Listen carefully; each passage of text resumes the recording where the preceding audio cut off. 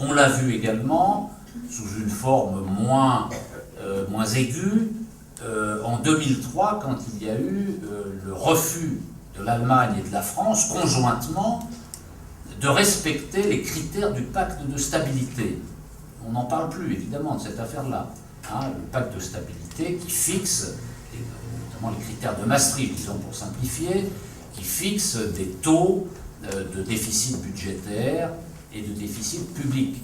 Et en 2003, l'Allemagne et la France dépassaient largement ce qui était autorisé par le pacte de stabilité, et conjointement, le gouvernement français et le gouvernement allemand de l'époque ont dit, ben, écoutez, on passe outre. Et ils ont fait plier l'Union européenne, ils ont dépassé les critères qui étaient prévus, et il ne s'est évidemment rien passé. Que voulez-vous qu'il se passe si l'Allemagne et la France disent, ben, maintenant c'est comme ça. Hein, l'Union européenne ne peut rien faire. Et elle n'a rien pu faire. Donc, il y a encore des marges de manœuvre à l'intérieur du système, à condition que des chefs d'État, que des gouvernements en expriment la volonté et agissent avec une grande fermeté. Et ça, c'est possible. Mais on peut considérer que ça ne pourrait pas aller quand même très loin. Est-ce que ça pourrait remettre en cause la logique même du système? Non. On peut modifier à la marge de l'intérieur, oui, on peut infléchir la trajectoire, mais on ne peut pas modifier la logique même du système, la dynamique dans laquelle ce système est aujourd'hui engagé. Parce que l'élément moteur de ce changement, ce sont les peuples. Ce sont les peuples, c'est la souveraineté populaire, comme on dit, qui compte.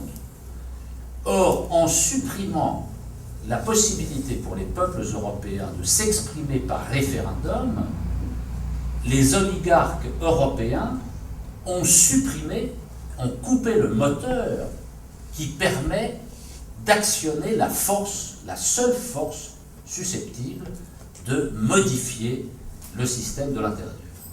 Alors, sur quoi repose aujourd'hui la possibilité d'inflexion de l'intérieur du système? Eh bien, elle repose sur les gouvernements.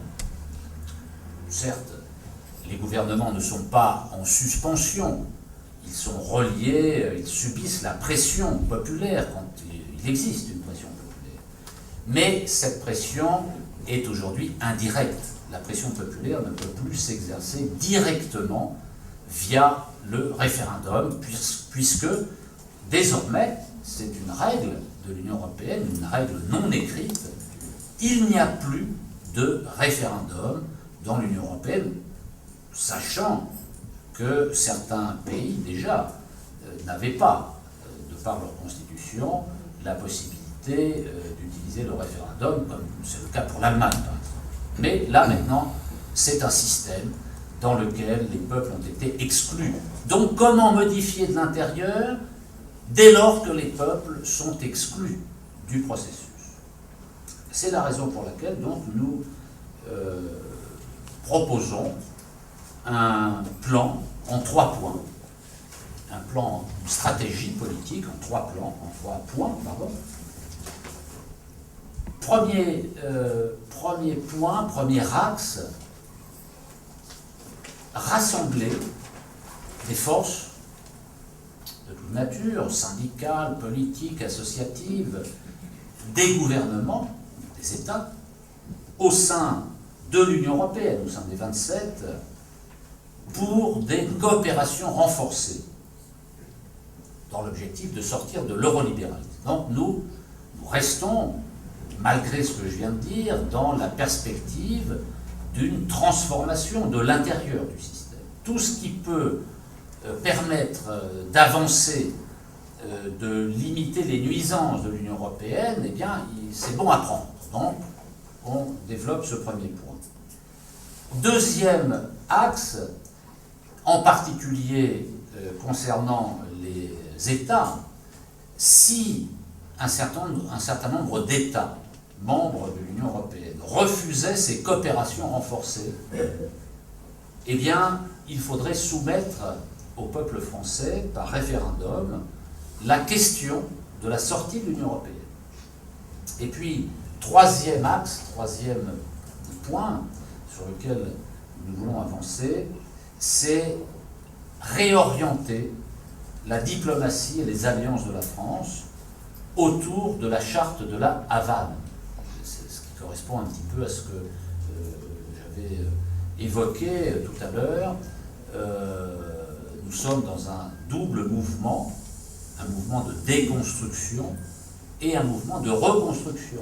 Déconstruction d'une forme politique obsolète, celle de l'Union européenne, reconstruction parallèle d'une nouvelle forme politique s'inspirant des principes de la charte de la Havane. Alors, quelques éléments sur ces trois axes stratégiques. La question des coopérations renforcées. Oui, on peut rassembler des forces, notamment des États, puisque les coopérations renforcées sont actionnées par des gouvernements. Donc, on pourrait admettre que si un gouvernement français avait cette volonté, il pourrait proposer aux 26 autres pays membres des coopérations renforcées sur une liste de sujets que tout le monde a en tête, sur les questions sociales, sur les questions environnementales, sur la lutte contre la financiarisation, la solidarité internationale, bref, les sujets ne manquent pas pour faire des coopérations renforcées. Mais le problème des coopérations renforcées, c'est que si vous lisez le traité de Lisbonne, elles sont particulièrement encadrées. On ne peut pas faire n'importe quoi avec les coopérations renforcées. Et en particulier, on ne peut pas remettre en cause les logiques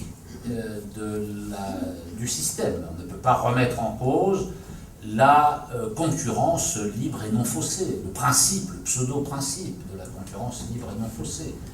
On ne peut pas remettre en cause l'euro. Bref, on ne peut remettre en cause aucune des grandes questions qui posent précisément problème au sein de l'Union européenne. Donc, les coopérations renforcées sont à prendre, mais elles sont à prendre de deux manières. Une première manière à la marge, c'est-à-dire on va faire des coopérations renforcées sur des sujets qui ne remettent pas en cause les logiques mêmes de l'Union européenne. Ça ne veut pas dire qu'il ne faut pas le faire. S'il y a des petites marges, il faut les utiliser, bien sûr. Mais si on veut faire des choses plus intéressantes, plus importantes, il faut que ces coopérations renforcées soient en réalité des actes d'insoumission. C'est-à-dire que ces États, à l'instar de l'Allemagne et de la France en 2003, à propos du pacte de stabilité, eh bien, il faut que ces coopérations renforcées soient des actes d'insoumission d'États qui diraient, ben voilà, nous, dans tel domaine, le domaine des paradis fiscaux, le domaine agricole, le domaine des politiques sociales, que sais-je, eh bien, voilà, on fait ça. C'est en contradiction totale avec tel ou tel aspect des traités constitutifs de l'Union européenne, mais on le fait quand même. Voilà, que ça vous plaise ou non, à l'Union européenne. Bon, ça reste possible, cette stratégie reste possible. Mais elle a des contraintes qu'il faut parfaitement identifier si on ne veut pas entraîner la population dans des leurres, dans des illusions. Le deuxième axe, en cas de rejet de ces propositions qu'un gouvernement français de gauche, que la gauche pour faire ça, une gauche rénovée évidemment, parce que tout ce qu'on dit là ne peut se faire que si une gauche rénovée arrive au pouvoir avec des bases politiques claires.